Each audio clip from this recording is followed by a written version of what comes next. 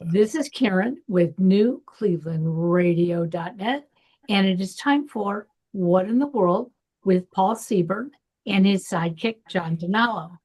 Now, for those of you who don't know, today is the 232nd recording of this show on YouTube. All right. For YouTube, all right. We That's had a about true milestone. 100 other episodes that sort of have gone off into. No, we didn't stop. Boy, that is Zoom for you. How do you like that? But we have another 100 episodes that are floating around somewhere in the universe. Oh, there are. They're in the universe. But we can't. They're hard to find because we switched recording platforms, and that's what happened. So we really have almost 500 recordings of this show. Wow. So, but we're going to continue going forward on Tuesdays at 3:30 with the wonderful, funny man, Paul Seaburn, and his sidekick, John DiNallo. Wow, what a nice introduction. Thank you for that, Karen, and congratulations to all of us on that many recordings, episodes of What in the World. You know, I say this all the time. I say every week it's hard to believe that we come up with new stories from different than the past week. We've come up with different stories from the past 500 weeks. And we're still coming up with new ones. That's a great statistic, Paul. It's unbelievable, John. So let's introduce everybody here so you know what voices are in your ears. I am Paul Seaburn, your host of What in the World, everybody's favorite weird news podcast. Real news, sometimes strange, always funny. That's our motto. We're here every week on the newclevelandradio.net platform. We bring you the best and the funniest weird news from around the world, from around the universe. No politics, no business, no religion, none of that boring, depressing stuff from the mainstream media. We go to the weird media and find the strange stories, the world records, the unusual, the paranormal even. We have fun with it every week. So I hope that's why you're here. If you came to us from mysteriousuniverse.org, which is where I am the editor and head writer. Thank you so much for joining us. I generally have all paranormal stuff at Mysterious Universe.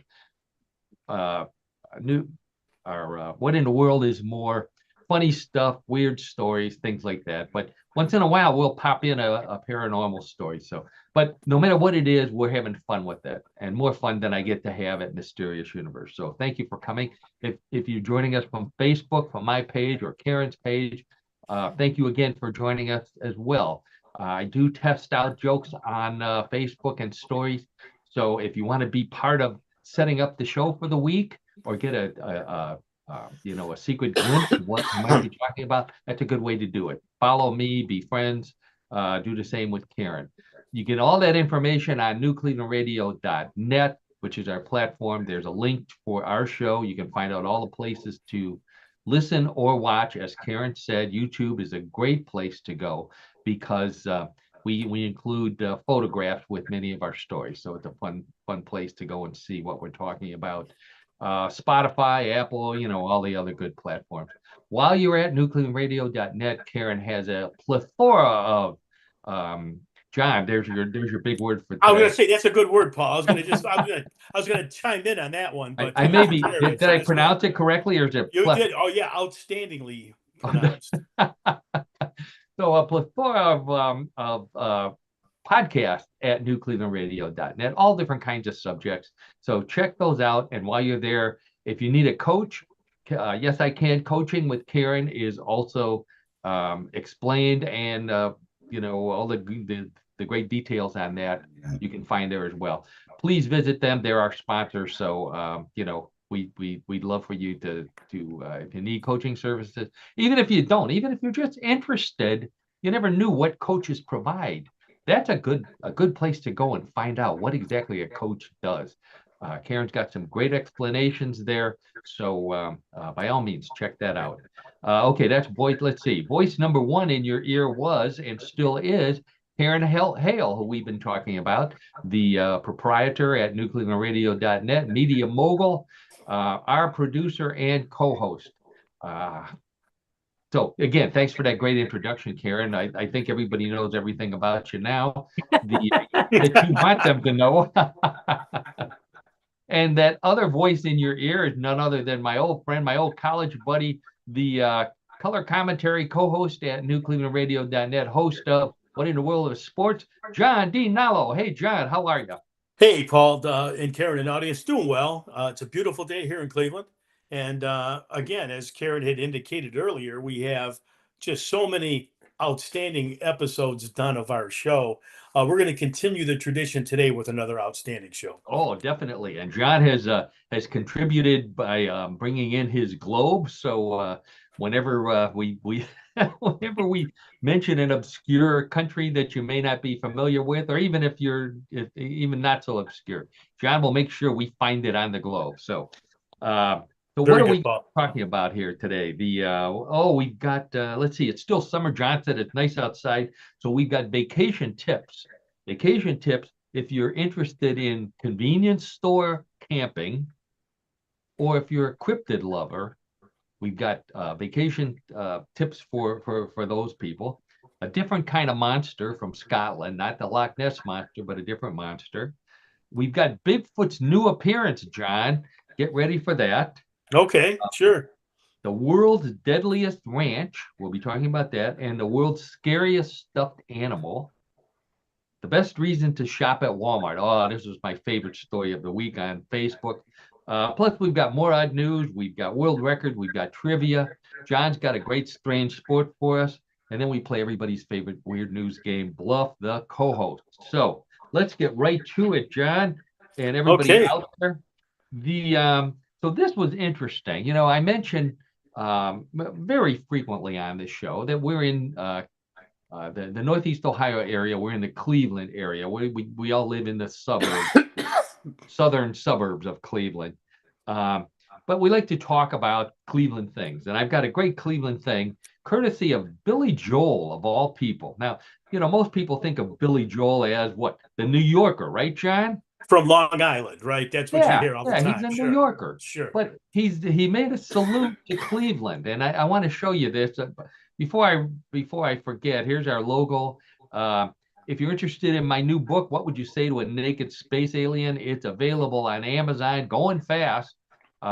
You can check it out there. You can also go to my website, paulseaburn.com, for more information on that. So Billy Joel recorded a new version, a Cleveland version of one of his big hits. And here I'm gonna explain it to you here. Here it says, I'm not going to sing the song, and I'm not going to sing it. You'll know this song. Make us pierogi. You're the pierogi man. Make us pierogi tonight. We're all in the mood for potato and cheese, and you've got us feeling all right. All right. Now that's a little bit of a takeoff of a Piano Man, obviously. Piano Man. Sure. That's right, John. At first I thought it was he was in a Cleveland state of mind. You know, like good one, Paul. Good one.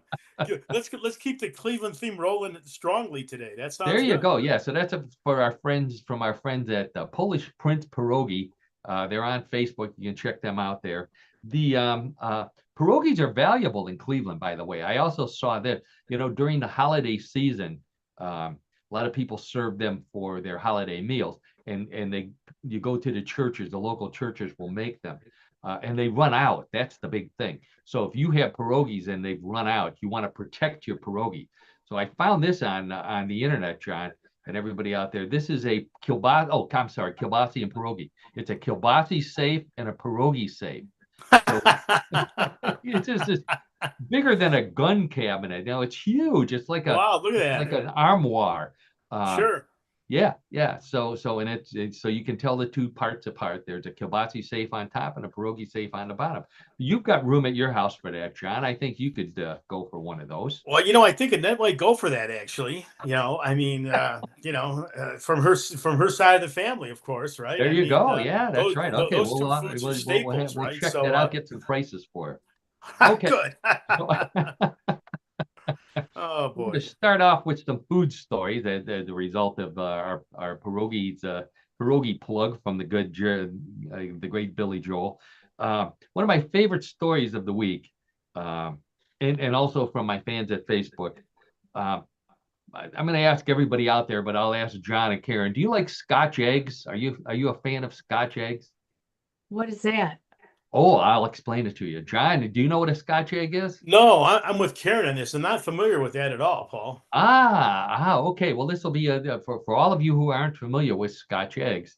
Uh, I learned about Scotch eggs from going to Renaissance fairs when I lived in Houston. There was a huge Renaissance fair every year, 8 weeks long. Everybody dresses up in Old English costumes, Renaissance. And one of the most popular dishes was Scotch eggs, which is a hard-boiled egg covered with sausage meat and maybe a little bit of breadcrumbs, and then deep fried. Oh, is Wow. it great? It's great. Yeah, it's definitely a cholesterol bomb, as we would. Yeah. So so yeah. So my dear friend of the show, Shirley and Tim, a married couple, she makes them. She makes really good ones. So I've got the recipe from her. So two chefs in Scotland decided, which is where they're from originally, set the Guinness World Record for the world's biggest Scotch egg. Okay, so normally a Scotch egg is slightly larger than a hard-boiled egg because it's got sausage meat around it and a little bit of breadcrumb. These guys hard-boiled an ostrich egg. Oh, Then, wow. yeah, they coated it with a really thick, probably 3 or 4 inch layer of sausage meat, followed by some breadcrumbs to hold the whole thing together, and then they deep fried it. That Scotch egg, which you're looking at, they cut it in half, and they're showing it is 17 pounds, 3.48 ounces, 7.81 kilograms for our British listeners out there. It's so big, eating one is in one sitting is now an event at the Highland Games. Oh, Or Wow. maybe throwing one would be a better event because it's no, that's a massive amount of food. It's so big. At one point, one of the chefs said, "We're going to need a bigger kilt." Um, so Very so I good. put that Very good. I put that on Facebook, and friend of the show, Marion, said, "You're going to need a bigger toilet, is what you're going to need." yeah, So, exactly. All right. Very good, Paul. and as I mentioned at the beginning, it's so big it's now called the other Loch Ness monster. So Oh. they they needed five. They had to purchase five ostrich eggs, so that they had some backups, and they actually had to boil all of them before they were able to get the one that won the record. Took them 24 hours total to finally make Wow. the breaking Scotch egg. Yeah. Um, you know, I I don't know. I think a good idea for something like this might be to tell American tourists that this was laid by a Scotch pigeon. So scare them away. Oh, You, okay, you sure. don't want to mess with our Scotch pigeons. Maybe you better Right. go back to America. Uh, Mm-hmm. so for those of you not familiar with Scotch eggs, including John and Karen here, they're originally called scorched eggs. This is one of the theories on how they got their name, because they were made over an open flame rather than deep fried. So now my grandnieces, who I take I camp out with, they're starting to call my s'mores scorched s'mores, uh, which I don't think that's right. Uh, so another origin, they think it dates back to 1738. The English department store Fortnum and Mason in Piccadilly would make Scotch egg. They think that's where they originated in England, not in Scotland. Um, I don't know if I would, I can remember when I was a kid, they used to serve uh, food at the department stores. Remember those days, those Yeah. of us who are of a certain age. But hard-boiled eggs and sausage, I don't want to be farting while I'm trying on pants. I would I don't hope. want to be I don't want to be trying on pants of people who tried them on while they were eating Scotch eggs either. Yeah. So I don't think that's a good idea. Another one, the Scotch part, they say was named after William Scott, who owned a different department store, William Scott, a restaurant, William Scott and Sons. And he made them not with sausage, but with fish paste, which Oh, yeah. Does that appeal to you, John? sounds terrible. It does. It sounds like typical English food, which is why I think it didn't catch on until it got to Scotland, and There you go. There you have a it. sensible thing to coat it with Scotch. Of course. Believe it or not, there's also a vegetarian version of Scotch eggs. And there's a world record to go along with it. In 2022, the Guinness World Record was awarded to an 8.34 kilogram, that's 18 pounds, 6 ounces, vegetarian Scotch egg, used an ostrich egg in the middle, so it's not vegan, it's vegetarian. The coating, instead of sausage, was made with peas and cheddar cheese. Ooh. I agree. Yeah, I don't know. That sounds a little bit shaky, Paul. Yeah. I don't know if you remember this, John. I think we saw Peas and Cheese open for Peaches and Herb. Remember that? You know that, Paul, you always like make sure that I can recall things. And yeah, I definitely do now that you brought that up. Things that you've forgotten. Yeah, that you preferred to be left forgotten as sometimes. Or selective amnesia, as some people will, tell There me, you go. right? Sure. Okay. So sticking with food here. So we've talked about seagulls stealing food. It's a big problem in the United States. If you live on the coastal areas, huge problem in England because they have a lot of coastal restaurants, especially French fries. So, I mean, that's probably the only English food that's truly edible. So that's why they fight over it. But these seagulls are not only stealing French fries, but they're stealing pizzas. And believe it or not, Domino's in England has come up with a way to protect pizzas from seagulls. So they've unveiled this. It's called the Dommy Dog. Oh, wow. Yes, the Dommy Dog is a robotic dog that safely delivers pizzas to people on the beach. So these are people who take their cell phones with them to the beach, and when they get hungry, they call Domino's, and they will send the Dommy Dog to the beach to deliver the pizza, and chase the seagulls away, I guess. Wow. Rumor has it that those crafty seagulls are planning to distract the Dommy dogs with robotic squirrels. So, yeah, they're those squirrels. You can't trust. I mean those seagulls. And if you're a 98-pound weakling, Dommy Dog will also kick sand in the face of the bullies stealing your pizza and possibly stealing your girl. John, what's that a reference to? It's a reference to Charles Atlas, if I got that right. Charles Atlas. There. Oh, I thought I had I guess I don't have his. I had a picture of Charles Atlas, the ad. For those of you who don't remember, Charles Atlas, when we were kids, used to advertise in comic books and in newspapers that if you're a 98-pound weakling, and there'd be a cartoon of a skinny guy and a girl on a beach, and this big buff guy comes up and kicks sand in his face, and steals the girl, and the guy gets mad, and he goes and he orders Charles Atlas's exercise program, and then when he comes back to the beach, he kicks sand in the face of the big buff guy, the Schwarzenegger, and gets his girl back, and life is wonderful. So not to be outdone, Domino's has a robo dog. Godfather's Pizza is delivering with a robotic Luca Brasi. So, oh no, John, that's Luca Brasi was the right? Luca Brasi was the assassin and was the killer for Don Corleone, right? Exactly. In the first movie. I think he was in Godfather, the movie. Yeah, Godfather, he met a piano wire that he didn't agree with. So you could say that. So these robot pizza delivering dogs, they've got 360-degree perception. They've got stereo cameras. They've got sensors. And most importantly, they've got a credit card reader and an Apple Pay reader, so you can pay for your pizza. If it drops anything, There's also a human robot that follows it around with a scooper and a bag.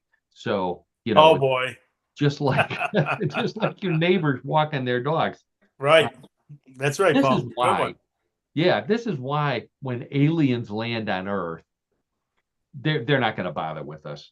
What they're going to think, they're going to go to dogs and say, obviously dogs are in charge of this planet. People pick up their poop, they get the Right. pieces from Okay. them. Yeah, yeah. I think. What do you think, John? Yeah. I think what you're saying is prophetic, Paul. We'll have to see.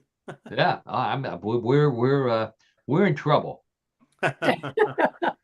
So And used another big word, prophetic. Oh prophetic, yeah, yes. yeah, that was a Well, good one. Yeah. that's Oh, kind of did our he say theme, Karen, for the pathetic? Did he last say couple of weeks, pathetic? as you can tell, right? Last couple of weeks, we're trying to drop the big words out there. So There you Yeah. go. Yeah, yeah. that's right. Okay. All right. So some food to watch out for. Jolly Ranchers. Jolly Ranchers. I'm not a big fan of Jolly Ranchers. John, Karen, you like Jolly Ranchers? When I was in grade school, we used to stop at a 5 and 10 store on the way home from school, walking home, Oh and yeah. they would feature Jolly Ranchers, Oh, cherry I know the Jolly store. Ranchers. Yeah. Yeah. Oh yeah, those were really really good, and I still like those to this day. I don't use I mean don't use them, or I should say take them a lot lately, but they are Well, I'll good. tell I you think. what. You may not want them anymore, John, when you hear this story. Uh-oh. So in the UK, the Food Standards Agency has declared that Jolly Rancher hard candies and gummies are unsafe to eat because they contain mineral oil aromatic hydrocarbons derived from crude oil. Oh no. Yes, all of Oh, that. That is crude. that is crude, Karen. Yes, it Aaron gets the is. horn. There we go. Wow, It's you just kind of burst crude my bubble on that and one, Paul. yeah, Wow. so they're banned in the UK. Hmm. So, as soon as I heard that, I switched to, I rather than petroleum byproduct, I switched to sweets that are made with solar power, which is fruit. Um, Oh, wow. these things have so much oil in them, John. They're thinking of, if they do sell them, they have to sell them by the gallon rather than by the bag. Oh, wow. Wow. Okay. Yeah. So I Wow. thought, you have to blame the Jolly Rancher people for doing this. Turns out it's not their fault. That at least it's not the rancher's fault. The Jolly Rancher, there was an actual person, Bill Harmson was his name. Bill and Dorothy, his wife, started the Jolly Rancher Company in 1949, and they chose the name partly because they were ranchers, but partly because they wanted it to sound like a friendly Western company. So, um, I knew a Jolly Rancher when I lived in Houston until I found out why he was so jolly. He, he grew pot on his ranch. Uh, Uh-huh. Okay. so, so they, instead of candy, they started out there. Remember, they're in Golden, Colorado. They started out with ice cream. They had the Jolly Rancher ice cream store. And then they found out that it's cold in Colorado 6 months out of the year and nobody wants to eat ice cream. So they started selling candy. Um, they sold and one of the candies was a 5-cent hot cinnamon taffy stick, and that became the first Jolly Rancher candy. Um, so they were sold to Hershey's in 1966, or they were sold to Beatrice Foods, and then they were sold to Hershey. So one of those two is the one that started with this mineral oil, crude oil stuff. Wow. Which, by the way, John, since you do like these things, if you're going to continue to eat them, mineral oil is a laxative. Um, Well, so that's another good point to know. I didn't really know any of this until the show started today, Paul and Karen if and you audience. if you So, eat enough Jolly Ranchers, you'll be a runny rancher. So oh boy. you may I not. guess my Oh, system would be running smoothly then. So, okay. I'm telling you, look at all the great things you learn when you listen to What Oh, and we're Where. always learning something on the Yeah. absolutely. show. No question Okay, about it. John. I don't want to spoil your day, so I'll cheer you up here with a Bigfoot story. So this is Oh, good. this is Good. this is for you. So what's your and everybody out there, think about this. What's your favorite emoji? Do you have a favorite emoji, John? Yeah, I guess it would be one where you see the person with their thumbs up, right? I Thumbs like up. that one. Okay, that's a good I one. like I use thumbs that up, one a yeah. lot. Karen, do you have one? I bet you I know which one yours is. Not really. No, No, not the no happy paper. face. No. No, they're all Mine is- sorts of things. Yeah, mine's the poop emoji. Once Oh, that comes out, this is it. This is it. This is the greatest emoji of all time. So turns out that emojis are created by there's a central organization that's responsible for all of the emojis on the internet. It's called the Unicode Consortium, which administers the Unicode standard for all emojis. So emojis actually have to be approved by the Unicode really? Consortium. Yeah, yeah. The Huh. current version of emojis is 16.0. So there's been a ton of releases. How many? They're up in 16.0. There are now 154,989 different emojis you can Whoa. use. Wow. Yeah, how about that? And yet there's still more being made. For example, the trombone, so 17.0, release 17.0 is coming out. Trombone, treasure chest, distorted face, apple core, orca, ballet dancers, and this one's for you, John. Bigfoot. Oh my gosh. Oh. There he is. Yeah, Wow. yeah. They don't call him Bigfoot. They call him the hairy creature. Oh, okay. Oh, Yeah, well, think about it. That way they don't offend people in other countries who have a different name for Bigfoot. okay. Sure. Makes So sense. yeah, they even gave a list of the names. I thought I was very impressed. So they said this can be used for Bigfoot, Yowie, Yeti, Nuck Nuck, Nuck. I'm not sure which one that is. Higabon, the Orang Pendoker, which is in Indonesia, and the Almas, which is the Bigfoot of Russia. Hmm. People that don't follow the Yeti, the abominable snowman, they refer to the Almas, which is the Russian Bigfoot.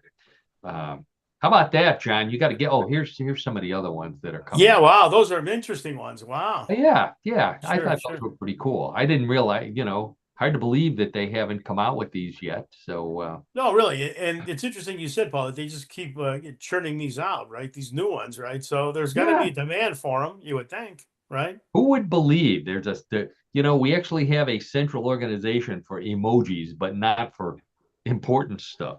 Yeah, right. Sometimes our Yeah, priorities are not, sometimes our priorities are skewed. That's a good word, yeah. Karen. That's a Oh, good word for us, skewed. yeah, yeah. Yes, There you good go. word. I'm I get it. I'm glad there's no central organization for podcasts because we'd be in trouble. The No, we That is would true. not. No, we We wouldn't. Of follow all course the not, rules. Karen. Yeah, like we're one of the top comedy podcasts in the world. You're Speaking right. of monsters, Build-A-Bear.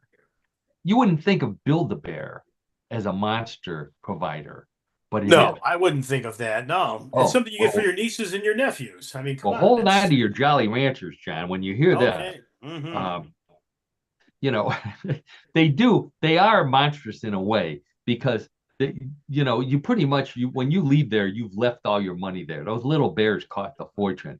And then, they give you a little stuffed bear at the end after you pay all this money for the clothes and the name and the birth certificate and whatever else you get. Then they give you the little stuffed bear, like that's supposed to make you happy.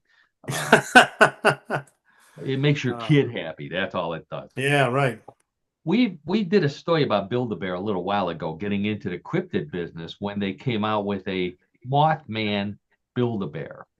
So Mothman is a big, famous monster from West Virginia, winged monster, glowing red eyes that was allegedly responsible for collapsing a bridge and killing a bunch of people, and scares people to this day. Big bestseller for Build-A-Bear. They sold a ton of them. So they decided to capitalize on it with something even bigger than Mothman, a giant Mothman. Oh my gosh. Oh, Wow. So there's a There he picture of is. the Wow. giant Build-A-Bear Mothman. They describe it on the website, extra cuddly, extra huggable, a huggable Mothman. Hard to believe that. I never thought I'd use those two words in the same sentence. I looked at this. If your child is asking for a Mothman Build-A-Bear, stop first at the Build an Exorcist, and maybe maybe you can talk them out of it. This is the monster that made a bridge collapse. So you might want to think about your route on the way home when you've got this in your car, and maybe not, take a different route instead of going over the bridge, the high level bridge downtown Cleveland, by the way, or what's the other one? The Bob Hope Memorial Bridge. Right. Don't go over that while you got a Mothman Build-A-Bear in your car. Yeah, I don't think that's a good idea. So I was trying to find out if Richard Gere was interested in buying one of these. You remember Richard Gere was the star of the Mothman Chronicles, which is when really Mothman came into prominence in the United States. The movie made Mothman famous. Richard Gere didn't become famous for that. He became famous for a completely different kind of animal, and that is the gerbil. Remember the connection between Richard Gere and the gerbil? Oh, Karen's shaking her head, John's shaking his head. yeah. This story started around 1984 when Richard Gere, this was before the internet, so this had to be on the news and the tabloid. Richard Gere was allegedly hospitalized for gerbiling. Now, I'll explain this as nicely as I can. Gerbiling is using a live gerbil for sexual satisfaction. No, not Richard Gere. Yes, Richard Gere. So he had to have the gerbil removed. Let's put it that way. So this I can't believe you don't remember this story. This was everywhere. Everybody was talking about it. And of course Richard Gere denied it. So Richard Gere says he thinks he knows who started the rumor that took him so long to finally kill. Sylvester Stallone. Sylvester Stallone. Oh. Yeah. Sylvester Stallone and Richard Gere starred in a movie together in 1974. Name of the movie, Lords of Flatbush. John, trivia man, you remember that movie? I do remember that movie. Yes. Now, you don't remember Richard Gere being in that movie, though, do you? I really don't know. I remember, Stallone being in it, and wasn't Travolta in that Henry movie? Winkler. No, Henry Winkler. Henry Winkler was in there. Okay, right. Okay. But not Richard Gere. Why not? Richard Gere was one of the original stars. In fact, he would be by far the biggest star in the movie. But what happened was Richard Gere was riding in Sylvester Stallone's car. He was originally supposed to be in the cast. He's riding in Sylvester Stallone's car, eating fried chicken, which is an interesting story. In and of itself. In and of itself, yeah. He's eating fried chicken, and he gets grease on the seat. So he and Richard Gere and it's Sylvester Stallone get into a fight, and Richard Gere, because he was the one who put the grease on the seat, if you know what I mean, he put the grease on the seat. He got fired. Stallone made sure that he got fired and was replaced by another guy who was never heard from again. So Richard Gere believes that Sylvester Stallone was so mad at him, not only did he get him fired, but he started the gerbiling story. Wow. Now, Oh. for those of you who haven't seen Lords of Flatbush, that should not be confused with the Italian Stallion. Remember that movie, John? Well, that was the movie that Stallone appeared in again, right? Exactly. Yes. So Sylvester Stallone starred in a softcore porn movie called The Italian Stallion. Now, today, softcore porn is called G-rated. Yeah. Yeah, that's right. That's right, Paul.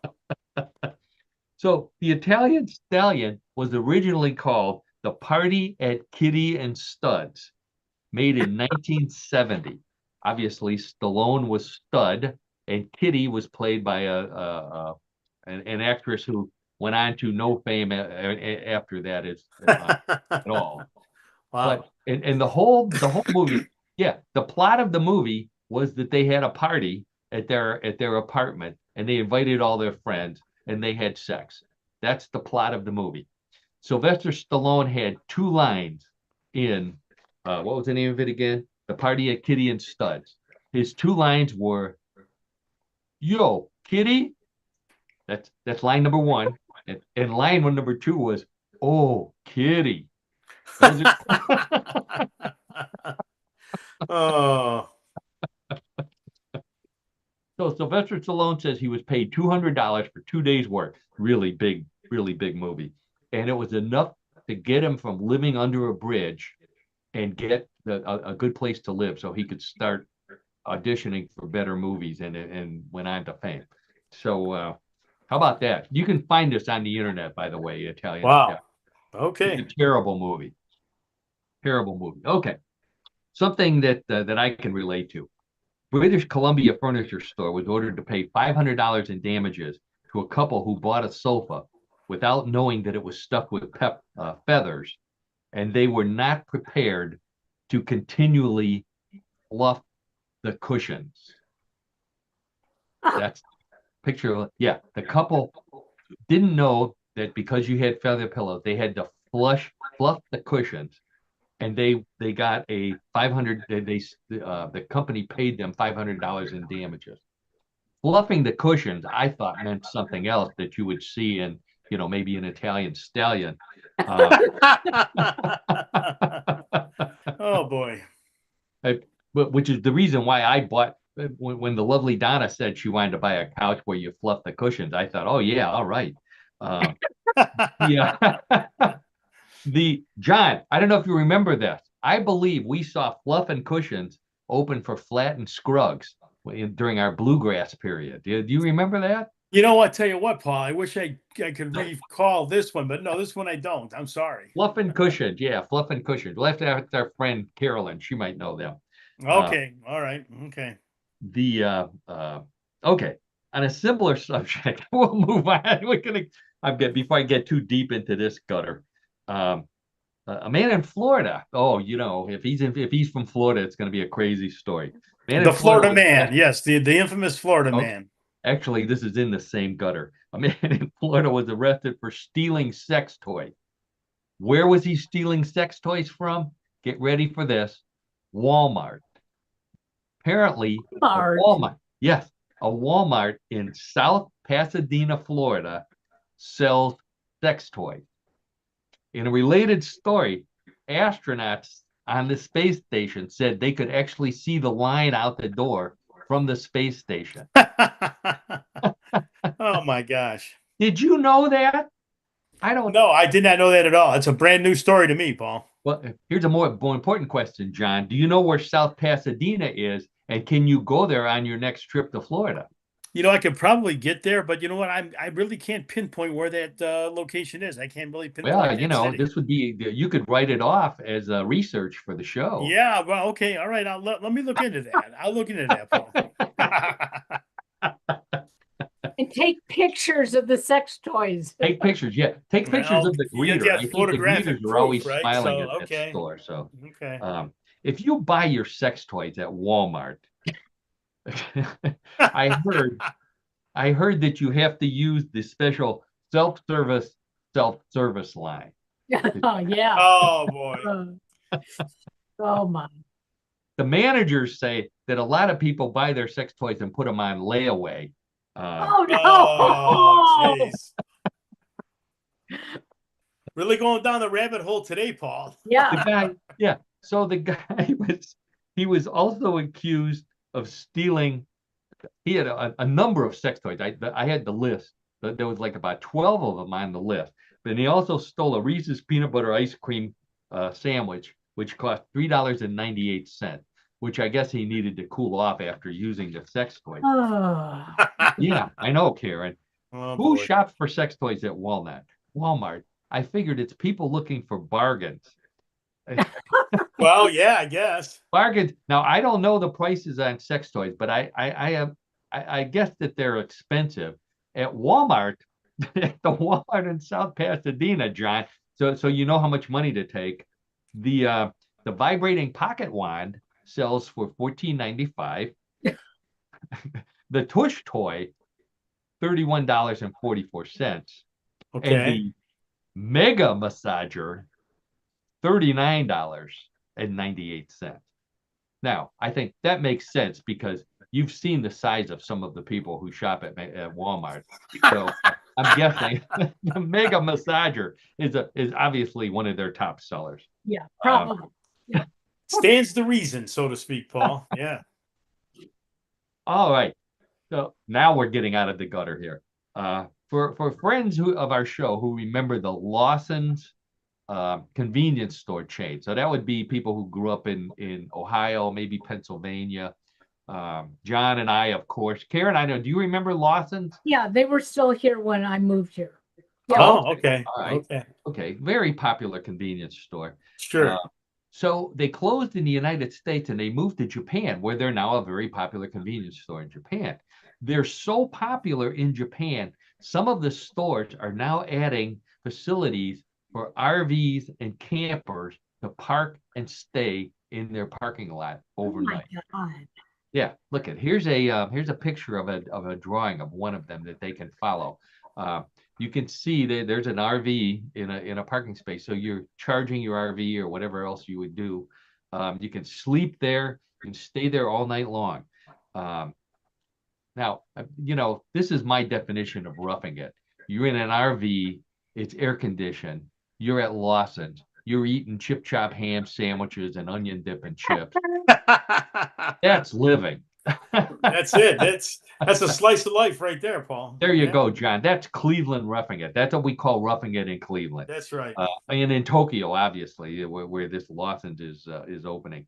Stores are open 24 hours, so they're open round the clock. And sleepwalkers are a big problem. So there's a sign on the door that says, shoppers must wear slippers and pajamas when they come in.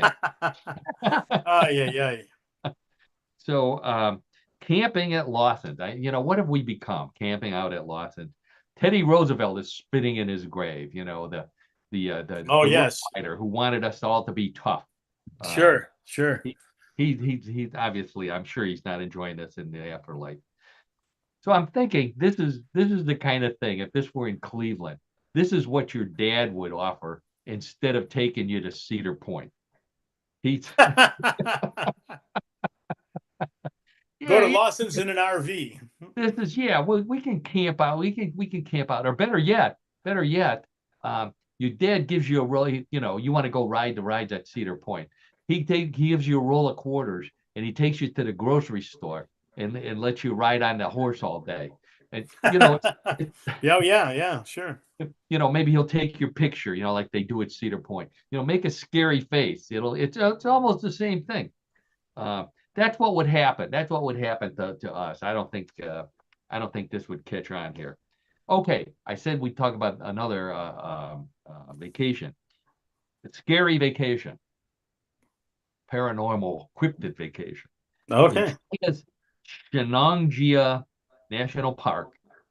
They're offering jobs, $89 a day, for people who will act like the legendary cryptid, the Yeren, who is the wild man of China.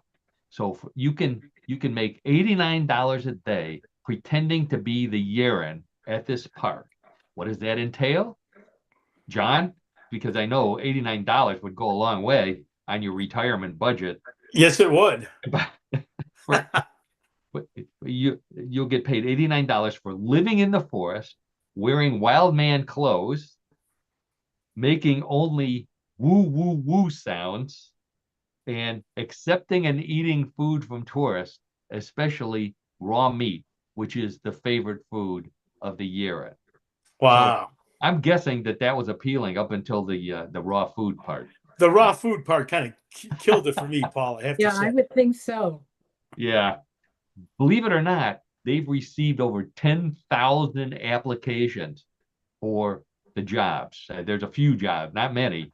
10,000. A lot of them came from people who also can be seen at the dog pound at Cleveland Stadium.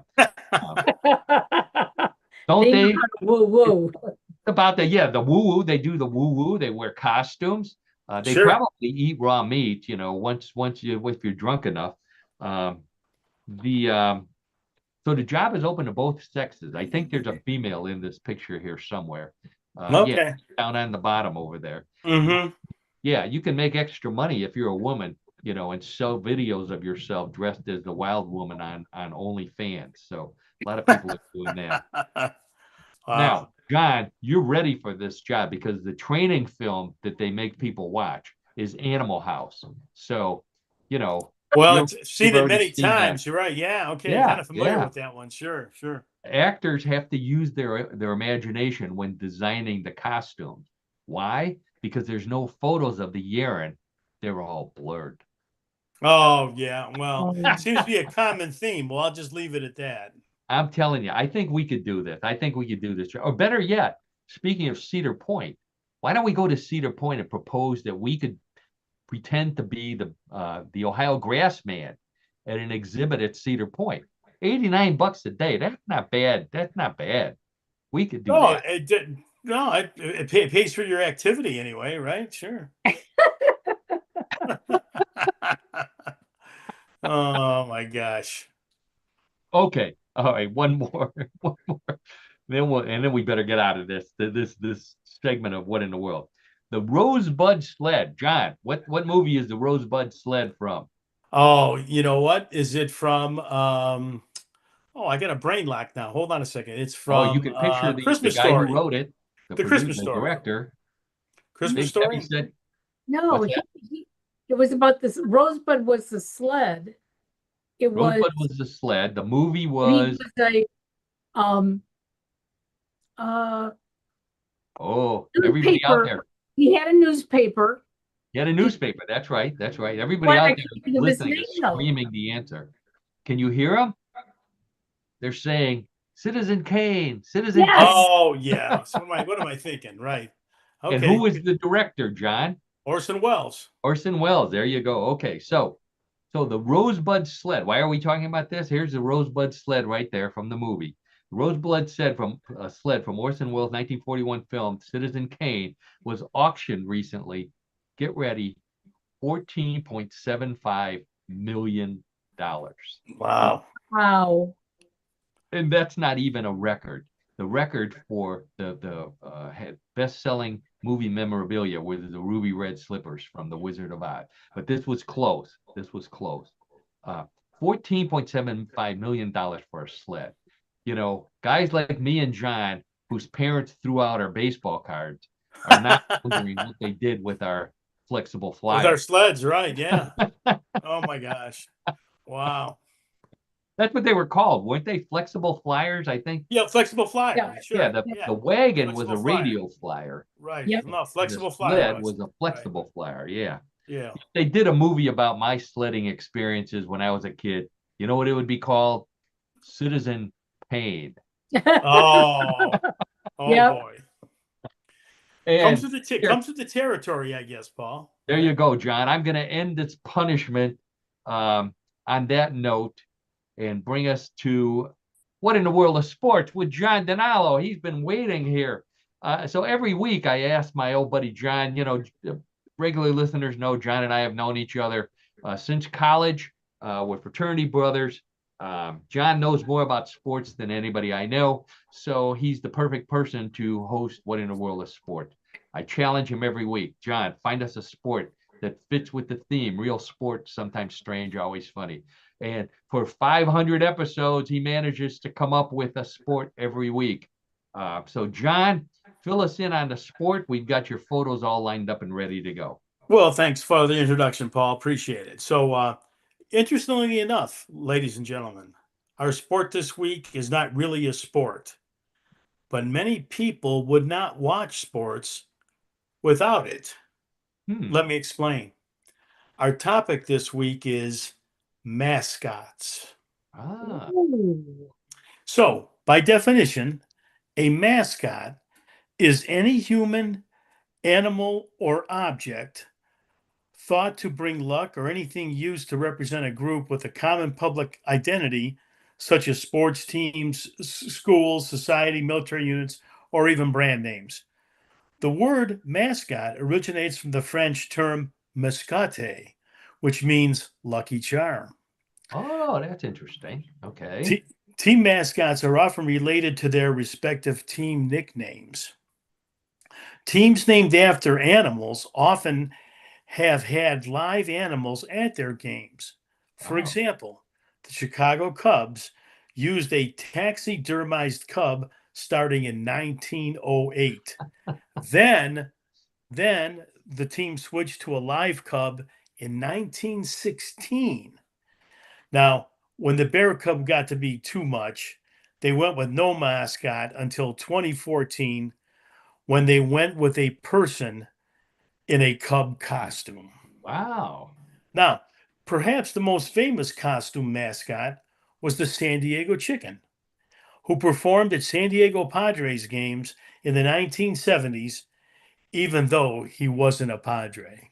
Now, Wow. the key to the Chicken's popularity was his performance, and the antics of mascots now has a number of national championships. So he was kind of the forerunner or kind of the pioneer in that regard. Yeah. So recently, at the 2025 National Mascot Championships, the Center Point Urbana Storm Pointers of Iowa were crowned the best high school mascot team in America. What's that again? What's their mascot? Is it's the Stormin Pointers, Thorman Pointers. Oh boy. okay, That's of too bad. Iowa. They were crowned the best high school mascot in America. Now, Wow. at the UCA Mascot Nationals in 2025, held in April at Walt Disney World, the Cincy Bearcat from the University of Cincinnati won the championship, and that was their third in 4 years, Wow. edging out last year's winner, Aubie the Tiger from Auburn University. And there's Aubie. Yeah. Okay. So Famous mascot. Yeah. the Mascot National Championship typically involves a 90-second skit incorporating themes, choreography, and props. Mascots are judged on crowd appeal and interaction, creativity, and animation and enthusiasm. So there's standards that have to be maintained here if you want to Yeah. compete. Now, besides the Cincy Bearcat and Aubie, there were also impressive performances by Smokey from the University of Tennessee, Little Red from the University of Nebraska, University of Wisconsin's Bucky Badger. He's a cute one. And Villanova's Will D. Cat. Play on words. Their team is the Wildcats, Villanova. Yeah. And of course, the ever prevalent Ohio State University's Brutus Buckeye. Brutus. Now, for everyone that's listening still, the team mascot is often the first thing fans think of when they hear the name of a team. So it pays to have one that is popular and can take their minds off the performance of their team. That's why the Cleveland Browns need two. They need Brownie the elf, and they also need the dog. Oh, I'm telling you, you're right, John. The Browns need they could use 5 mascots. yes. You're right about. In fact, I'm surprised they don't make the dog pound the official mascot. Because look at those guys. They're Yep. scarier. There's some good ones right there. Oh yeah, sure. I would sure, say sure. though that none of those dogs in the dog pound could probably do a backflip like those mascots do. Well, that's right. That's right, Paul. Well, Oh. I think that's a sport. The mascots competing against each other in doing the things that mascots do. It's just kind of like the cheerleader sport that you talked about recently. Yeah, right. Exactly, Paul. Yeah, exactly. Yeah. And Karen. So right, I right. thought that was pretty cool. I think that's a good selection right there. Thanks. And kudos to who's the winner? The Cincinnati Bearcat. Yeah, well, right down Right, the road it's from us. Cincinnati Bearcat from the University of Hometown, Cincinnati. yeah, almost a home state. Exactly. Mascot. And So it's right, and it's their third championship in 4 years, so they're doing something right. they're doing something right. That's right. They're paying the judges. That's what they're doing. Hey, don't say that. You're gonna wreck it for everybody, Paul. Come on now. So John, I was thinking about this whole mascot thing, and I was thinking back to when we were in college, and I can remember being challenged by one of the other fraternities to a mascot competition. Um, I'm sure you remember it. I don't know if you remember Well, what the competition was. no, but I do have a recollection of that competition. Right, Yeah, right, it right. was a race, and Okay. John and I, we participate in our college trivia contest, and we just learned recently that the current mascot of our college, John Carroll University, is a wolf, Lobo the wolf. Remember hearing about that, Oh John? yeah, sure. Yeah, from the Wolf and Lobo Pond. right Right. there. Yeah, That's there's him. Right. Lobo. That's When Lobo. Right. when we didn't have this when we were in school. When we were in school, the mascot of the school was the blue streak, which That is is a correct. lightning bolt. Yeah, That is remember that. correct. So I can remember back when we were challenged to this competition, this mascot marathon, and the older guy said, "Well, you guys need to come up with a costume to go along with our mascot, the blue streak." So this was at a time when streaking was popular. And so John and I, we thought, oh, I guess that's what we're supposed to do. So we got ourselves some blue paint, and we competed as the Blue Streaks. Now, the John did pretty well. His costume is pretty nice, uh, and he I think he won the race. John was in much better shape back in those days. So there's John, blue streaking across that looks like Belvoir Boulevard right there. I was just gonna say it looks like Belvoir Boulevard. Right. I, on the other hand, did not do so well. My paint job wasn't that good. So here's me. Um, I stopped to make blue streaks on the street, which obviously was not a good thing to do. So Cleveland's finest, you can see in the picture at the bottom over there. Cleveland's finest chased me away, and I think I finished in last place. But John, I know, must have finished in first place, and probably got the best costume for his blue streaker. enough to win though, I guess. I Enough to like win the the wolf competition. better, but Yeah. that's a pretty clever costume there, John. Oh So yeah.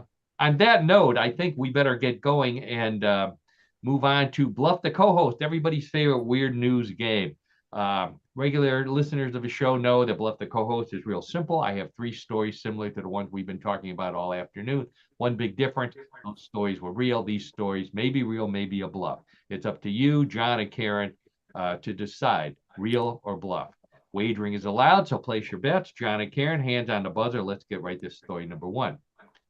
From the "if you can't beat 'em, eat 'em" file comes a restaurant in southern France that was losing its outdoor patio customers because that outdoor dining area was overrun with chipmunks. Rather than call an exterminator, the chef found some recipes for eating the little rodents, and after all, this is France, put them on the menu. Regular patio customers love the idea and love the dishes even more. Grilled chipmunk meat tastes like pork, and the chip fillet, chipmunk goulash, and monk meat sandwiches were a hit. The chef isn't worried about running out of chipmunks. The woods behind the restaurant are full of them. Okay, so the restaurant in France overrun by chipmunks, so they decided to turn them into a menu item, and everybody loves them. Real or bluff? We'll start with you, Karen. I hope it's a bluff because they are rodents and they carry disease. So please be a bluff. Okay, that's a good reason for hoping that it's a bluff. John, how about you? Yeah, I'm totally with Karen on this one. I mean, this is one you pray is going to be a bluff because, to her point, just the idea of eating a chipmunk or eating chipmunk meat. What's next? Eating a rat? Eating rat Oh, meat? I no, mean, no, eating snail. This is France. Well, I know that that's a delicacy in France, and also, a lot of people enjoy snail in the U.S. and so on and so forth. But I just pray this is a bluff. Okay, all right. So both John and Karen are praying that it's a bluff. Let's we should have the little praying hand emoji up here now. There you go, There you Karen. go. There you are. Sure. Check with the judges, and the judges say congratulations to both of you. That is a bluff. All right, Karen, way to Thank go. you. It's good. It's And good to although get out I of the think you chute can first. eat chipmunks, but I don't know who would want to. Okay. Wow, boy. So scores Okay. 1-1. John is on a roll. I think you've got 4 in a row going back to last week. Yeah, at least. listen, you can't argue with success. That's all I can say right now.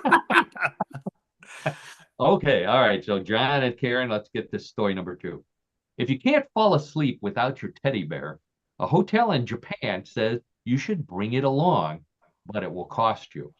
The hotel in Osaka caters to adults and kids who travel with stuffed bears and other stuffed animals by providing tiny beds, tiny pajamas, and tiny toiletries for their tiny guests, all for the low additional fee of 300 yen or $2. Hotel management says the feature is so popular, they've had to add more tiny amenities, and there's a waiting list to reserve them. If the hotel's booked up and you're traveling with a stuffed dog, you might want to try the Red Rough Inn.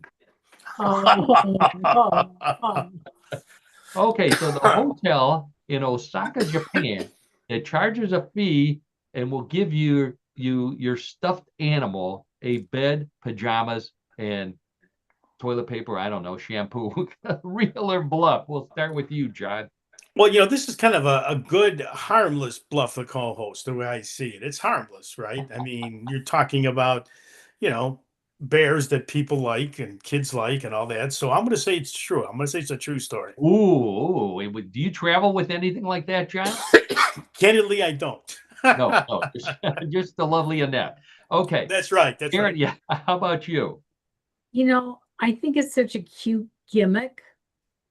Now, I wouldn't tell them I was traveling with my teddy bear Oh, because I wouldn't want to pay the extra $2. But I think it's true. oh, so you both think it's true. So Karen, you'd be in trouble if it was an Airbnb where they have those cameras that watch everybody in. Or maybe you could bring your own little bed for your bear. When I unpack my suitcase that has to take the bear out. Oh, okay. Sure. Okay. All right. So both Karen and John say that the hotel that provides a bed for your bear is a real story. The judges say congratulations again to both of you. That is a real story. Hey, Karen, way to go. I think it's a cute the urine. Yeah, the wild man says woo woo woo. gimmick. Okay.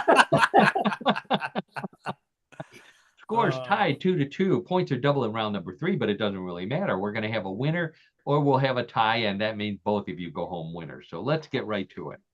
You may not have heard of it yet, but the sponsors of Take a Monkey to Lunch Day hope this new July holiday becomes popular enough to get its own Hallmark cards and monkey memes.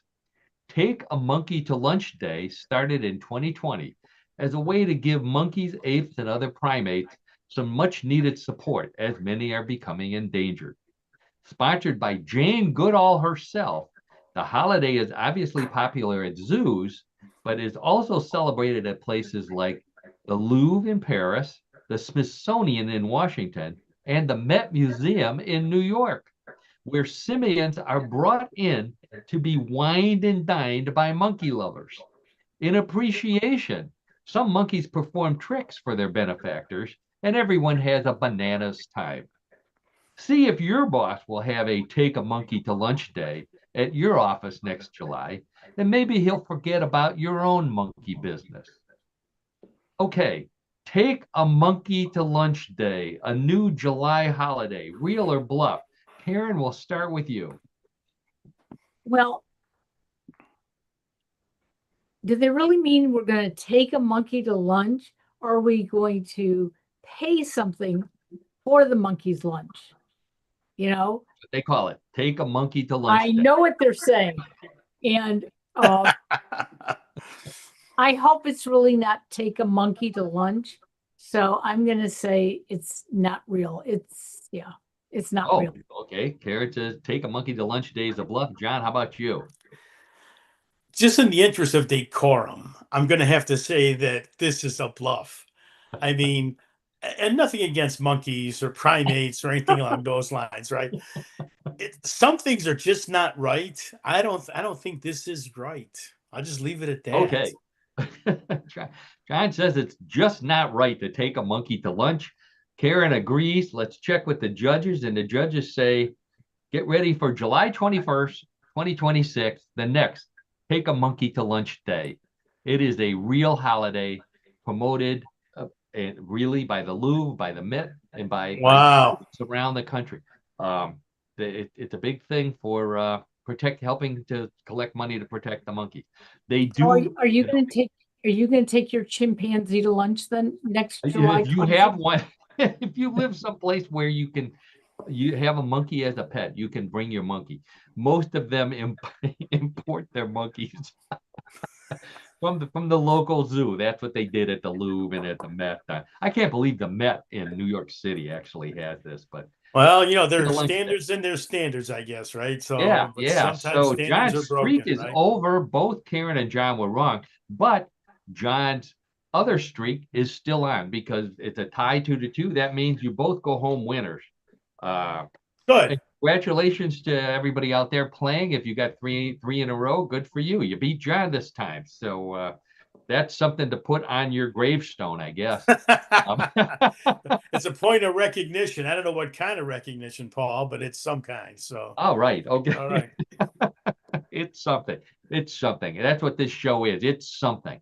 And on that note, I think we're going to wrap things up here. I want to thank Karen Hale, our producer, media mogul at newclevelandradio.net, co-host, all around great person. Please visit newclevelandradio.net for your podcast to find out all about where to download ours and Karen's other podcast. Coaching needs, check out Yes I Can Coaching with Karen. All the information is there as well. Karen, as always, thank you for everything you do for us and for all of the podcast at newclevelandradio.net. And then I always thank my buddy John DiNallo, co-host, color commentator, host of What in the World of Sports.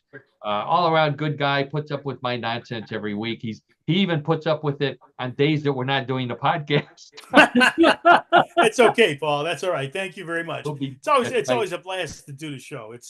It's always a blast, and we hope that our audience likes what we do as much as we do. We'll be visiting some of our regular listeners this Sunday. We're having a fraternity picnic, so we'll see some of our fraternity brothers who I know listen to the show. That it's mandatory.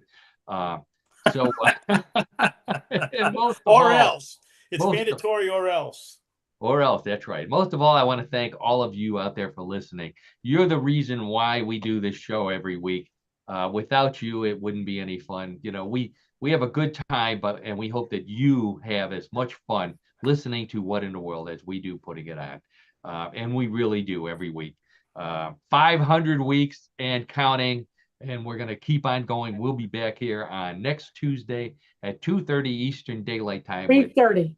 3:30. I'm sorry, 3:30. That's right. Whoa. Time to go, isn't it? Yes, time to go. So let's do it. Let's